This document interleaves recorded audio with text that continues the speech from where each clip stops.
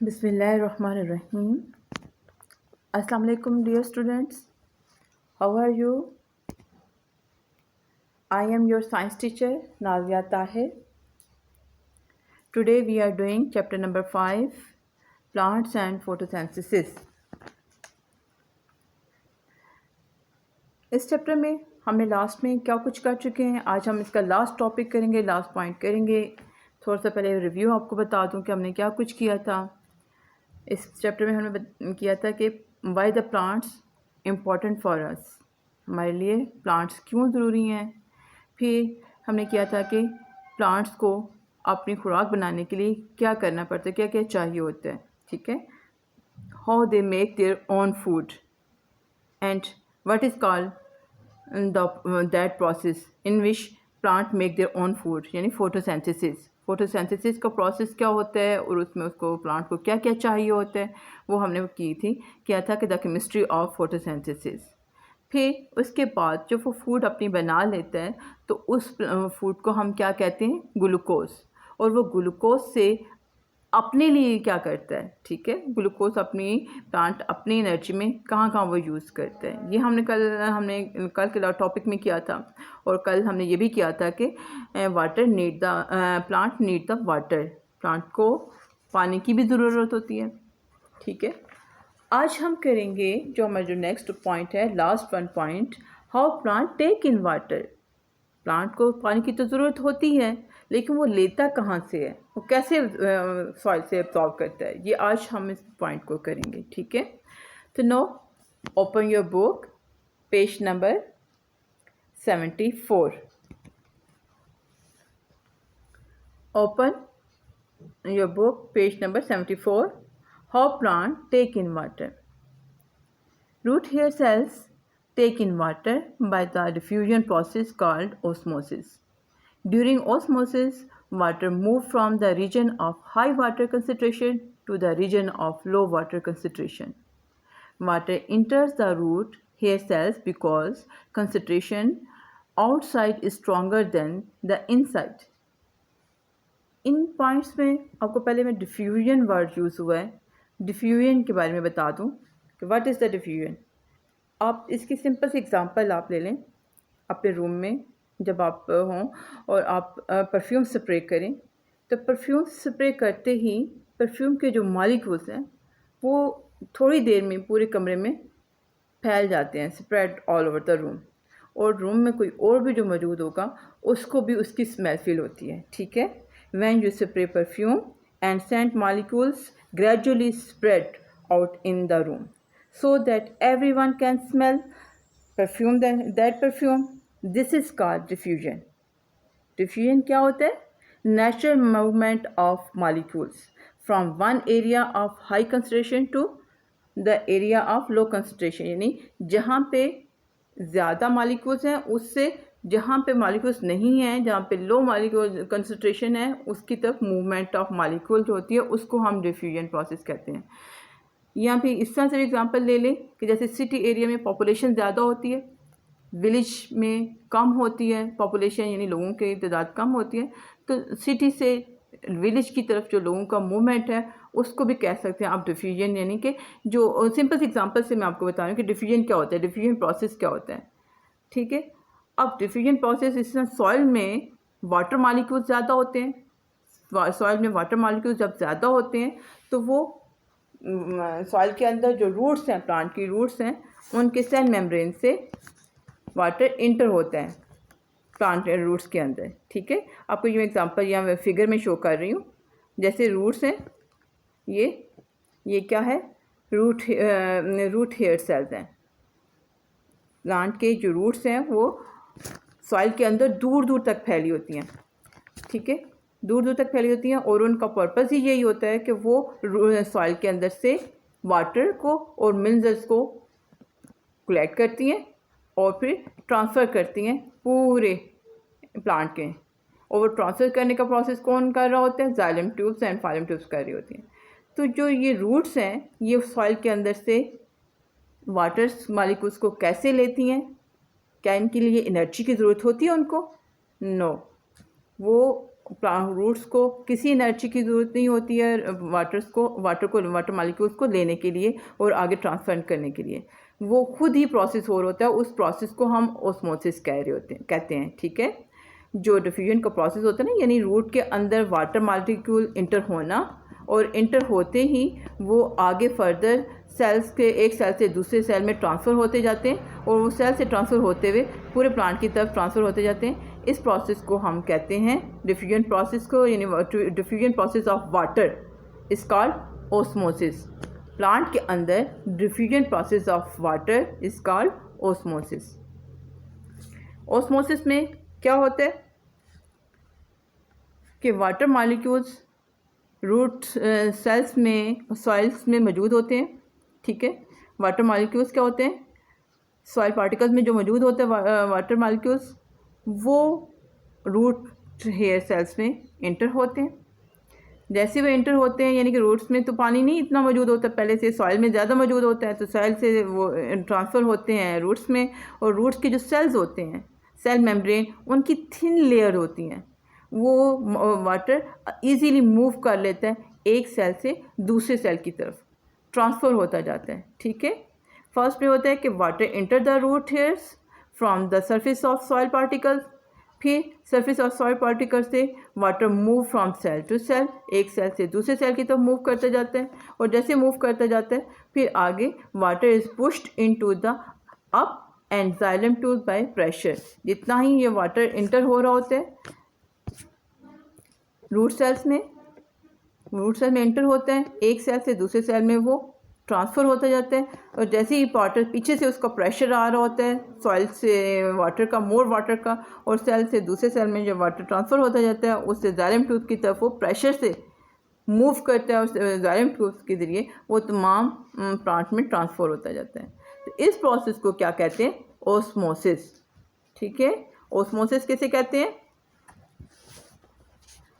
osmosis is the responsible for the ability of plant root to draw water from the soil। ये osmosis एक important process of plant है। जैसे photosynthesis था ना, photosynthesis के ज़रिए प्लांट क्या करते हैं, अपनी खुराक खुद बनाता है। तो ये ओस्मोसिस प्रोसेस है। ओस्मोसिस में प्लांट रूट से वाटर रूट अब्जॉर्ब करती हैं वाटर को और फिर आगे मूव करती हैं। तो जो absorption of water from the roots है उसको हम ओस्मोसिस कहेंगे, ठीक है। Osmosis gain water through their roots. Plant take water and mineral from the root with the help of osmosis. ये ओस्मोसिस को मैं डिफ्यूजन आप सिंपल एग्जांपल से बता देती, परफ्यूम की एग्जांपल मैंने डिफाइन की थी, उससे आपको क्लियर होगा कि जैसे ही कि ज़्यादा मालिक्यूल्स, जहाँ ज़्यादा मालिक्यूल्स होते हैं वो लो एरिया से की तरफ ट्रांसफ़र होते हैं। नेचुरल जो मूवमेंट हो रही होती है मालिक्यूल्स की हाई लेवल कंसनट्रेशन से लो लेवल कंसनट्रेशन की तरफ, उसको हम डिफ्यूजन कहते हैं। और diffusion of water in roots is called osmosis. Or during osmosis water move from the region of high water concentration to the region of low water concentration. Water enter the root hair cells because the concentration outside is stronger than the inside। यानी कि root से बाहर की तरफ पानी ज़्यादा मौजूद होता है, वो रूट की अंदर की तरफ मूव करते हैं। रूट के अंदर की तरफ मूव करते हैं और उनके रूट की जो सेल्स होते हैं, सेल मेम्ब्रेन, उनकी वॉल बहुत थिन होती है, वो सेल से एक सेल से दूसरे सेल की तरफ ट्रांसफ़र होता जाता है, ठीक है। एज अपनी बुक की तरफ देखें, as more and more water enter the root hair cells they now have more water than the cell next to them, so water move by osmosis across into the cell further inside the root। With water continuously entering the roots, it must go somewhere। Running through the plant is a miniature pipeline। और pipeline को क्या कहते हैं, pipeline of xylem tubes which carries water to the rest of the plant. यानी कि जैसे root water enter होता है रूट्स में, रूट एक सेल से दूसरे सेल में ट्रांसफ़र होता जाता है, और ट्रांसफ़र होने के जब ज़्यादा से ज़्यादा जब पानी इंटर हो रहा होता है तो फिर वो क्या कहते हैं, उसने कहीं तो कहीं जाना होता है ना रूट से इंटर होने के बाद, तो वो जाइलम ट्यूब्स के ज़रिए तमाम प्लांट की तरफ मूव करते हैं, ठीक है। ये पॉइंट आज क्लियर हुआ।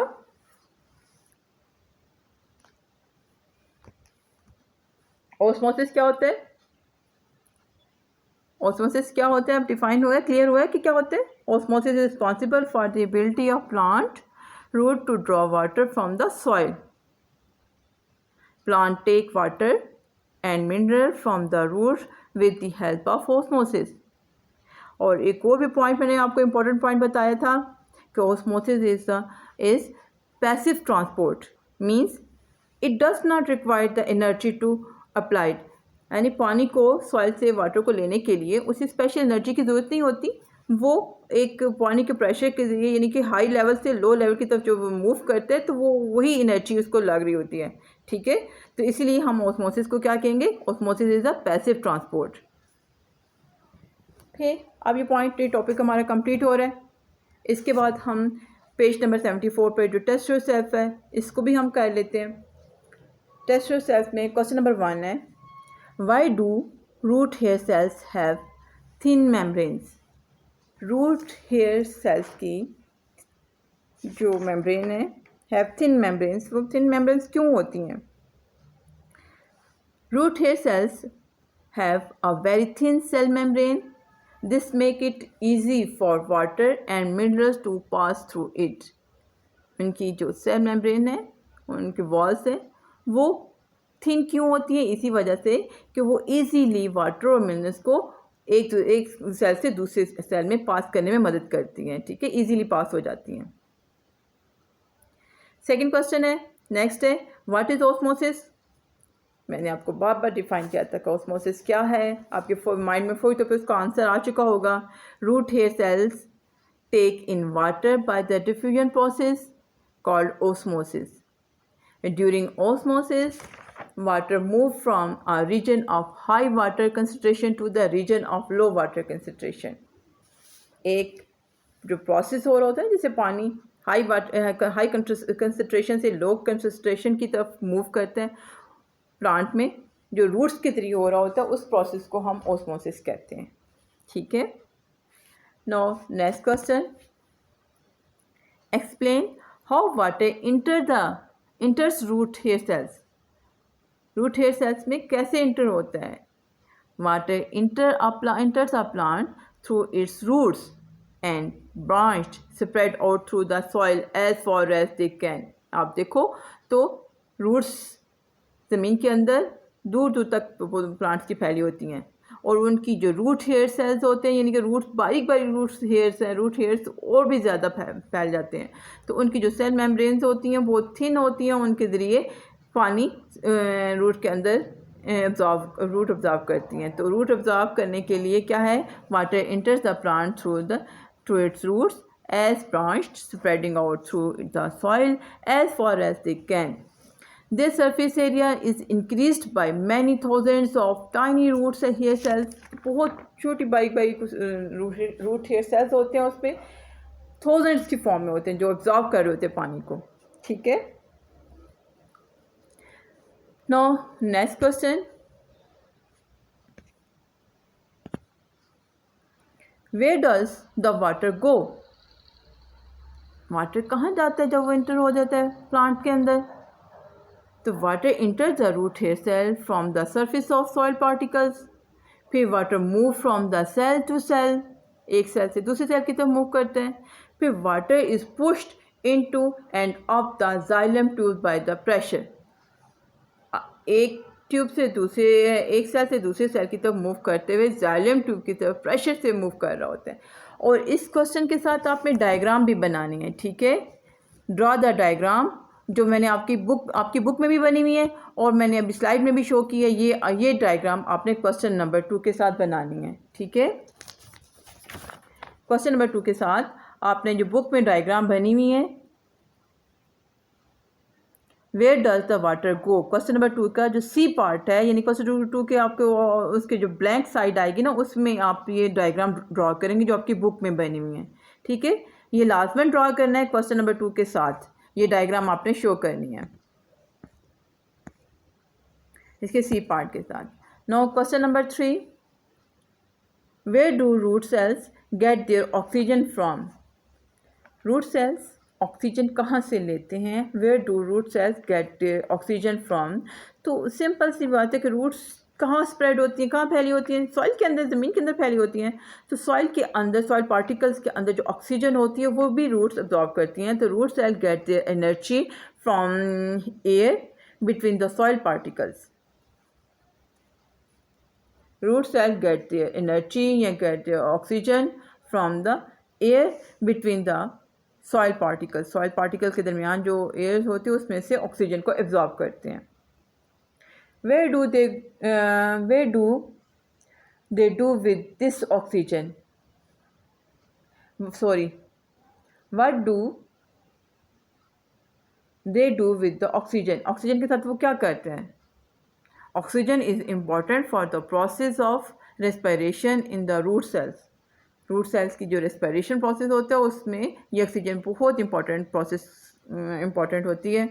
तो इम्पॉर्टेंट रोल करती है, इस वजह से वो सॉइल के अंदर से जो सॉइल पार्टिकल्स में उसमें से ऑक्सीजन को एब्जॉर्ब करते हैं। तो oxygen is important for the process of respiration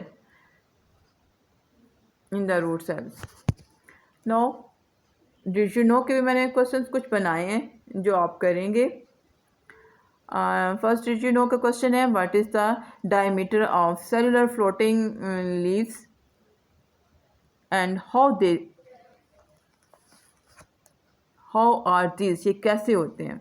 ठीक है, what is the diameter of cellular floating leaves and how are these, कैसे होते हैं ये? तो cellular floating leaves on the giant Amazon water lily have the diameter up to 2.5 metre. कितना उनका diameter होता है? 2.5 meter, and these are the largest leaf on earth.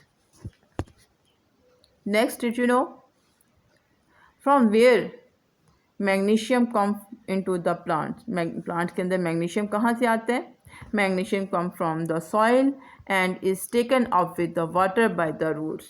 Roots के ज़रिए जो पानी absorb करते हैं, water absorb करते हैं प्लांट, उस वाटर के अब्जॉर्प्शन के साथ साथ मिनरल्स भी और मैग्नीशियम भी वो प्लांट अब्जॉर्ब कर लेते हैं। ठीक है, इतना तो यहाँ तक तो आप करें अपनी नोटबुक के ऊपर और इस टॉपिक को पॉइंट को समझें। ये हमने लास्ट पॉइंट किया था। इसके बाद मैं आपको असाइनमेंट दूँगी, ऑब्जेक्टिव्स जो आपने अपनी नोटबुक में सॉल्व करके आज मुझे सेंड करने हैं ताकि मैं आपकी अटेंडेंस लगा सकूँ। ओके, अल्लाह हाफ़िज़ स्टूडेंट्स।